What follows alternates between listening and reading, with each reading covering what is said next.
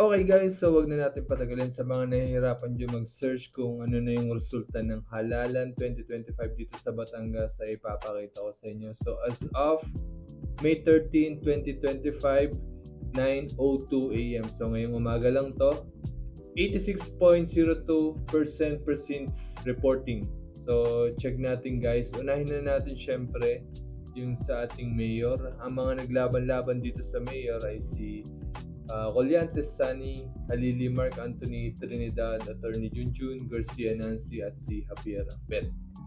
So kitang-kita natin dito guys, napakalaki ng lamang ni Colliantes Sunny sa mga kalaban niya. Nagkaroon siya ng votes ng 55,357. So ang percentage niya ay 36.56%. Ang kay Mark Halili naman ay 29,088, 19.21%. Ang kay Trinidad, 25,907, 17.11% ito.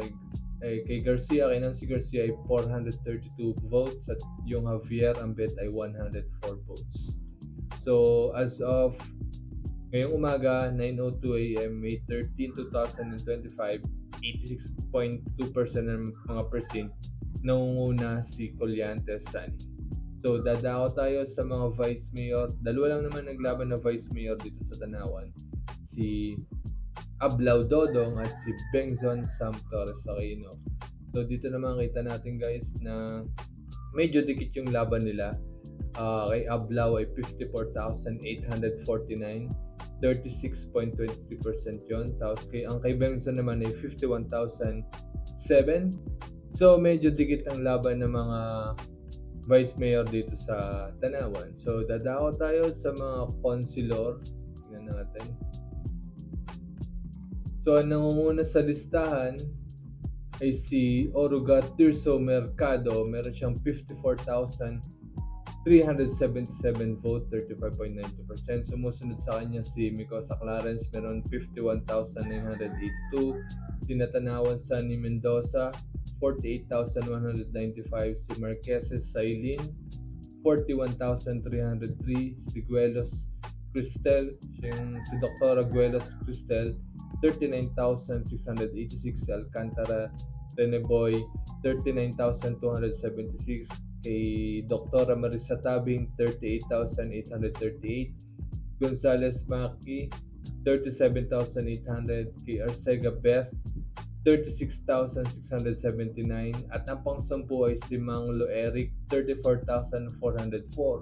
Ang kasunod na niya ay si Desagon Herman, meron siyang vote na 34,289. So dikit yung laban ng number 10 at number 11. At kung mapapansin natin dito guys, halos kapartido ni Sunny Colliantes sa pumasok dito. Balilan ba to? Si Oruga, Micosa, Natanawan, Sailin, Alcantara, Gonzales, si Arcega. So puro ka-team siya ni Sunny Colliantes. 1, 2, 3, 4, 5, 6, 7. And then ang tatlo ay ka-team ni Mark Halili. So kitang-kita natin dito na maraming nakapasok sa team ni Sunny Colliantes. Sa vice team din ni Sunny Colliantes to si Ablao Dodong. And yun na nga guys, pakita ko rin sa inyo, since pinapakita ko naman yung result, pakita ko rin sa inyo yung senatorial.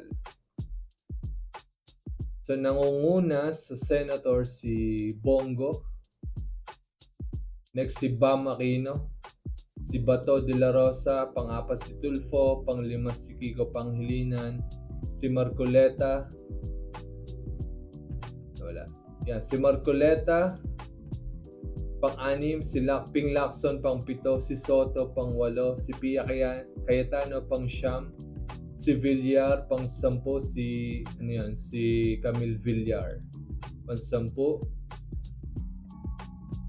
Pang-11 si Lito Lapid at si Amy Marcos ay pang-12. So ang pang-13 at pang-14 ay si Tulfo at si Bong Revilla. Sa mga party list, check natin kung may party list. Okay, so sa party list, ang nangunguna ay Akbayan. Medyo malaki yung kalamangan hindi naman. Mga 400,000 ang kalamangan ng sumunod ay yung Duterte North.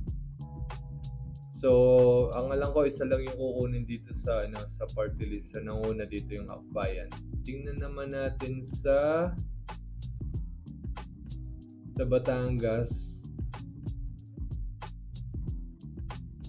Sa Batangas, check natin guys, nanguna sa governor si Santos Recto, si Vilma Santos. So medyo malaki yung kalamangan niya kay Rivera. Pangatlo si Ilagan, si Kuya Kapolter yung pang-apat. Sa vice governor naman, si Mandanas na nanguna, si Dodo Mandanas. Sumunod sa kanya si Luis. And then sa board member, first district, si Santos, Doc Rosales at si Pausas Army. Sa second district, si Abureas, Dr. Reyna Rivera, yung pangalawa Rivera Gently. Sa third district naman, si Fred Corona at si Rudy Balba. Sa fourth district, si Marcos Mendoza and si Melvin Vidal. Sa fifth district, si Doc June Berberabe at si Hamilton Blanco. Sa 6th district naman na board member, Bibong Mendoza and Gozos. Sa mga representative naman, 1st district si Leviste Leandro Ligarda.